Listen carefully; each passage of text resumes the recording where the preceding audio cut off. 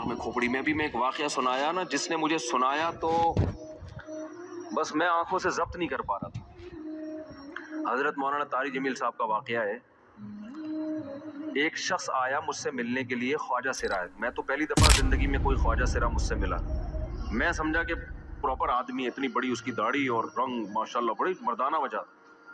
لیکن جب بات چیت کا انداز ہوتا ہے تھوڑا سا, وہ ایٹیٹیوڈ سے اندازہ ہو گیا کہ یہ مکمل مرد نہیں ہے. تو اس نے مجھے خود بتا دیا میں خواجہ سرا ہوں. میں نے کہا بھائی ہم سے ملنے کے لیے کیسے آیا آپ, اتنی بڑی داڑھی آپ کی. تو اس نے اپنا جو واقعہ سنایا نا, میں 3 دفعہ وہ واقعہ سناتے ہوئے رویا ہوں. اور جب وہ سنا رہا تھا اس وقت میرے آنکھوں سے آنسو نکل رہے تھے. اس نے یہ ابھی بھی میرا بیان سنتا ہے. وہ اس نے واقعہ سنایا کہ میں جب پیدا ہوا تھا نا تو میں خواجہ سرا تھا. گھر میں ایسا بچہ پیدا ہو جائے والدین کی طرف سے عزت نہیں ملتی. جب 10-12 سال کا ہوا تو نہ بھائی مجھے عزت دے رہا ہے اور نہ میرا والد مجھے عزت دے رہا ہے. میں بھائی کے ساتھ کہتا ہوں مجھے باہر لے کے جاؤ تو وہ کہتے ہیں لوگ میرا مذاق اڑائیں گے تمہیں دیکھ کے. ظاہر ہے اس کی حرکتیں تھوڑی زنانہ لڑکیوں والی حرکتیں ہوتی ہیں. اور والد بھی کہیں محفلوں میں نہیں لے کے جا رہے, ایک مذاق اڑایا جاتا ہے. کہنے ایک دفعہ میں کہیں گزر رہا تھا تو یہ جو ہوتے ہیں نا خواجہ سراؤں کی پوری ایک جماعت تھی, انہوں نے مجھے پہچان لیا, دیکھا اتنا اچھا. اس وقت نہ اس کی داڑھی اور یعنی اس میں خواتین والی ہی علامتیں تھی زیادہ. تو انہوں نے مجھے کہہ رہے اتنی عزت دی, کھانا کھلایا اور اپنے گرو کے پاس لے کر گئے. اور گرو نے کہا کہ تم ہمارے ایجنٹ بن جاؤ, ہم تمہیں پھر اب ڈانس ماس کروائیں گے, آدھے تمہارے آدھے ہمارے, جو بھی اس کا سیٹ. کہہ رہے مجھے پہلی دفعہ کہیں عزت ملی. تو لیکن میرے ابا کو پتہ چل گیا تو ابا نے لا کے طبیعت سے پوٹ دیا, ٹھیک ہے کہ دوبارہ ان میں نہیں بیٹھنا. ٹھیک ہے ہم نے توبہ کر لی بھائی, یہ برے لوگ ہیں, ڈانس ماس اچھی چیز نہیں ہے, ٹھیک ہے. تو اب کیا ہوا, کہتے ہیں کہ پھر جو ہے نا کچھ دنوں میں کہیں کسی سے جھگڑا میرا ہوا کسی بات پہ, تو اس نے انتقام لینے کے لیے شکایت لگا دی ابا کو کہ یہ دوبارہ ان کے پاس گیا, حالانکہ وہ جھوٹی شکایت تھی. اب ابا کو لگا کہ یہ صحیح کہہ رہا ہے جس نے شکایت لگائی ہے, کیونکہ شبہ تو تھا نا ابا کو دوبارہ جائے گا. ابا نے پھر مارا. تو کہہ رہے ہیں میں بول رہا ہوں کہ میں نے یہ کام نہیں کیا, میں نہیں جا رہا ان کے پاس, میں نہ ناچ گانا سیکھ رہا ہوں, کچھ بھی نہیں. لیکن ابا نے اس کی باتوں میں آ کے انکوائری نہیں کی ہوگی پوری, وہ سمجھے ہوں گے کہ بھئی ایسا ہی ہے, تو ابا نے پھر کٹائی لگائی.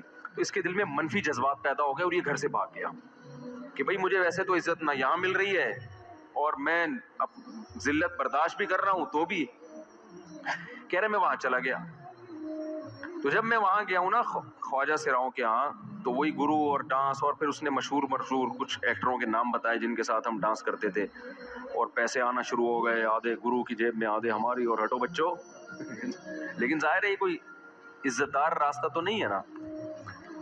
کہہ رہے ہیں کہیں سے تبلیغی جماعت میں حضرت مولانا طاری جمیل صاحب آ گئے, انہوں نے اجازت مانگی, ہمارے گرو کو پیغام بھیجا بھائی مجھے ایک دفعہ یہاں آ کے دعوت دینے. تو اس نے اجازت دے دی, آ جاؤ بھائی. بیان کیا, ان کو سمجھایا بھائی یہ زندگی نہیں ہے, اللہ کی سیروزے کے لیے بہرحال ترغیب دی. کہہ رہے ہیں میں تیار ہو گیا, باقی لوگ تیار نہیں ہوئے, میں تیار ہو گیا. کہہ رہے میں نے گرو سے اجازت لی, اس نے کہا جاؤ لگا لو سیروزہ. تو کہتا ہے کہ جب میں حضرت کے گھر پہ گیا ہوں نا, تو حضرت پہلے سے دروازہ کھول کے ایسے انہوں نے دونوں بازو پھیلائے ہوئے تھے استقبال کے لیے, پہلے سے کھڑے ہوئے تھے علماء کے ساتھ. کہتے اتنے مشہور آدمی, اتنی بڑی سیلیبریٹی, اور اتنے بڑے بڑے علماء, ان کی پگڑیاں, ان کے اتنا خوبصورت لباس, جو خود عزت دار لوگ ہیں. کہہ رہے ایسے جو ہے نا میرے استقبال کے لیے دونوں بازو پھیلا کر کھڑے ہوئے, اور ایسے مجھے بیٹا بنا کے نا اپنے سینے سے لگایا کہ تو میرا بیٹا ہے. کہہ رہے خدا کی قسم مجھے زندگی میں پہلی مرتبہ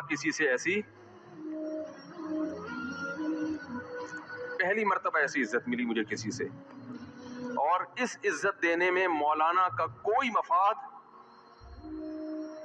بولو بھائی, کچھ بھی, بلکہ ذلت ہوگی نا. لوگ کہتے ہیں خواجہ سرا کو بیٹا بنایا ہوا ہے, اور اس وقت تو اس میں بیچارے میں کچھ زنانہ سی علامتیں بھی تھیں. تو خواجہ سرا کو کیا دے رہے ہیں, عزت دے رہے ہیں. کیا کسی تاجر پہ محنت کرو تو تھوڑا چندہ دے دے گا مدرسے, وہ ایسا ہی ہے نا. اور کسی افسر پہ محنت کرو تو تعلقات کیا ہو جائیں گے؟ جب وہ دین پر آئے گا تو اس سے کیا فائدہ؟ اس کو تو آپ ایسے ان لوگوں کو ریجیکٹ کر دیتے ہیں بھائی اپنانے سے. کہہ رہے مجھے یہ اپنا رہے ہیں. ایسے سینے سے لگایا انہوں نے اور مجھے سہروزے کی جماعت میں اپنے ساتھ لے کر گئے, کھلاتے تھے, بڑا خیال رکھوایا میرا. کہہ رہے اس کے بعد پھر میں نے گرو سے اجازت لی. وہ گرو چھوڑتے تھوڑی, ان کو پیسے ویسے دیے, جان چھڑائی نا, وہ بھی غلامی کی طرح نکلنا پڑتا ہے. پیسے دیے پتہ نہیں کتنے لاکھ یا کتنے ہزار روپے. وہاں سے پھر نکل کے 4 مہینے اس میں بھی خیال کیا. تو پھر تبلیغ کے بزرگوں سے ملا, پھر انہوں نے پورا مجھے بتایا کہ بھائی تم یہ علاج کرو تاکہ تمہارے اندر یہ زنانہ علامتیں ختم ہو. تو وہ علاج کر رہا تھا ماشاءاللہ, اس انجیکشن لگے, انجیکشن میں ڈاکٹروں کی بھی مدد کروائی. یہ ایسی این جی او ہے میرے بھائی جس کو کوئی بھی این جی او نہیں کہتا, نہ ان کے کوئی اشتہار آ رہے ہیں. کتنے لاکھوں لوگوں کو اس طرح سے یہ لے کر بھی آئے اور ان کے مسائل بھی حل کیے, مگر نہ کوئی ویڈیو بن رہی ہے, نہ کوئی اشتہار آ رہا ہے. یہ تو اس نے خود مجھے بتا دیا نا, اس نے کہا ایسے سینکڑوں لوگوں کے ساتھ ہوا ہے. تو اس کی ماشاءاللہ اب داڑھی نکل گئی. اس نے کہا آہستہ آہستہ میں اللہ سے امید ہے کہ مکمل مرد بن جاؤں گا میں. تو